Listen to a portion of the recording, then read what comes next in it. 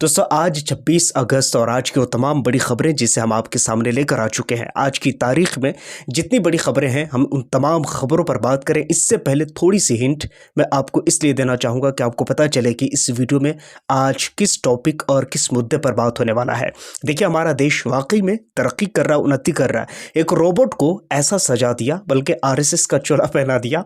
मैं बात करूँगा इस पर, आपको हंसी भी आएगा और आपको ये भी समझ में आएगा कि सच में हमारे देश में कैसे अतरंगी लोग भी रहते हैं। खैर इसी के साथ अगर आप देखेंगे तो मणिपुर के अंदर में फिर से हिंसा शुरू हो गया है। अब मुस्लिम समुदाय ने निकल करके फिर से प्रोटेस्ट करना शुरू कर दिया। क्यों, इस पर भी बात करके साथ में उत्तर प्रदेश को लेकर के इस वक्त बड़ी खबर आ रही है। इलाहाबाद हाई कोर्ट ने एक बड़ी याचिका पर सुनवाई करते हुए अपना फैसला सुनाया है हिजाब को लेकर के।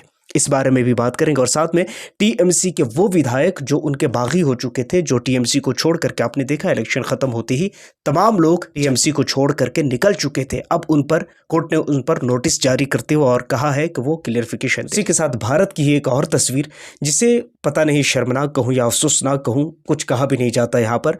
एक ऐसी तस्वीर और एक ऐसी वीडियो निकलकर सामने आई है जो पूरी दुनिया में अगर किसी के सामने पहुंचे तो शायद वो हैरान होंगे और सोचने पर मजबूर होंगे कि आखिर भारत में ऐसे कैसे हो सकता है, बल्कि ये पॉसिबल भी हो सकता है। तो इन तमाम खबरों पर बात करेंगे, लेकिन सबसे पहले एक खबर ऐसी जिसे मैं आपके सामने रखना चाहूँगा। रोबोट को लोगों ने क्या बना दिया है, देखिए पूरी खबर आपके मोबाइल स्क्रीन पर। उज्जैन में एक रोबोट से रेस्टोरेंट का उद्घाटन कराया गया।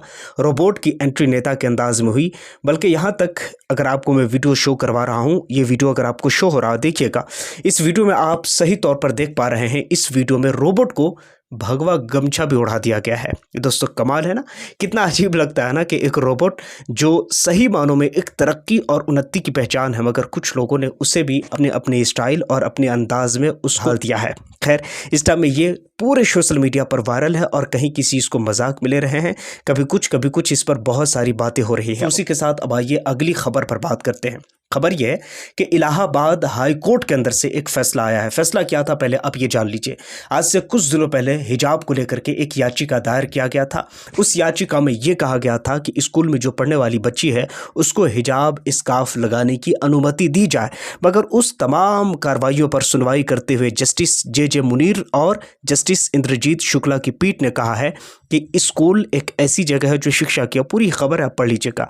कहने का मतलब यह है कि उस पर उस सुनवाई को खारिज करते हुए और ये हवाला देते हुए कि इस वक्त किसी भी ऐसी धार्मिक चीज़ों को इंक्लूड या इन्वॉल्वमेंट स्कूल में नहीं किया जाना चाहिए, जो कि मैं समझता हूँ शायद अच्छा है। लेकिन शायद मेरी इस बात से बहुत सारे लोग डिसएग्री कर सकते हैं। ये मुस्लिम कम्युनिटी के लोग कहेंगे कि ये गलत है, ये ऐसे है। उनके लिए मेरा एक छोटा सा एडवाइस है और छोटा सा एक मशवरा है। और मशवरा क्या है पहले ये जान लीजिए। मैं ये कहना चाहता हूँ कि शायद स्कूल और कॉलेज मुसलमानों को चाहिए कि अगर इस्लामिक तौर तरीके से अगर फॉलो करना है और करवाना है और पढ़ाना है तो मुसलमानों को चाहिए कि वो स्कूल बनाए। मुसलमानों को चाहिए कि वो अपना खुद का कॉलेज बनाए और सरकार से वो रजिस्ट्रेशन करवाकर और उसे पूरे देश के अंदर में चलाए और अपने बच्चों को वहाँ पर एजुकेशन दे, तालीम दे। जाहिर सी बात है, ऑफ कोर्स आपके पास यही एक रास्ता बचता है, उसके अलावा आपके पास कोई रास्ता नहीं बचता है। खैर इस बारे में आप क्या सोचते हैं, आपकी क्या राय है, आप नीचे कमेंट सेक्शन में ज़रूर बताइएगा। तो उसी के साथ खबरों में आगे बढ़ें। उत्तर प्रदेश के CM योगी आदित्यनाथ, उनका एक बयान सामने आया है जिसमें उन्होंने कहा है कि उत्तर प्रदेश के अंदर चीनी की कोई कमी नहीं है। हालांकि मैं आपको बताऊं कि सवाल ये नहीं है कि उत्तर प्रदेश में चीनी की कमी है या नहीं है। अब ये तो खैर जो लोग उत्तर प्रदेश में रहते वो मुझे बताएंगे कि आपके यहाँ चीनी के दाम, चीनी के भाव क्या है।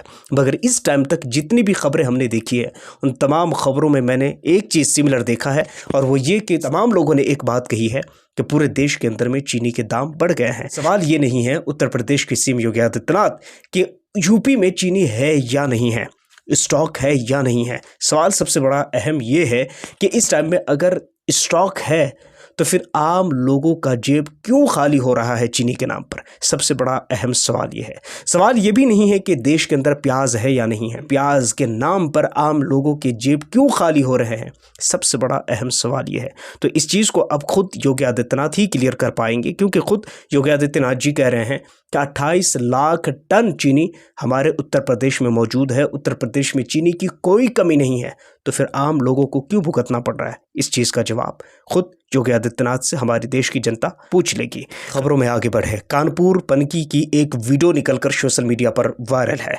उस वीडियो में दिखाया जा रहा है और बताया जा रहा है कि कुछ लोगों ने एक्सपायरी चीज़ों को रोड के किनारे फेंक दिया, जिनमें ट्रॉफी भी थी और भी दूसरी चीज़ जो उनमें शामिल था, वो सब के सब एक्सपायर था, उसको फेंक दिया। लोगों की नज़र पड़ी और लोगों का हुजूम इस तरह दौड़ा जैसे मानो कोई सोना पड़ा हुआ हो और उसको वो लेकर आ रहे हैं। सबसे बड़ा अहम सवाल ये है दोस्तों, इतनी भी बेसिक एजुकेशन नहीं है कि ये एक्सपायरी चीज़ है, इसे नहीं उठाया जाता है और एक्सपायरी चीज़ों को फेंका ही जाता है। अब मैं आपको क्या बताऊंगा कि यही उत्तर प्रदेश है जहां पर स्कूल्स इतने सारे बंद हो गए, यही उत्तर प्रदेश है जहां पर इतने सारे कॉलेजेस बंद होते हैं और ख़ासकर धर्म और जाति के नाम पर, तो फिर बड़ा दर्द होता है और तकलीफ़ होती है। अब मैं आपको एक उदाहरण के तौर पर बताना चाहूँगा।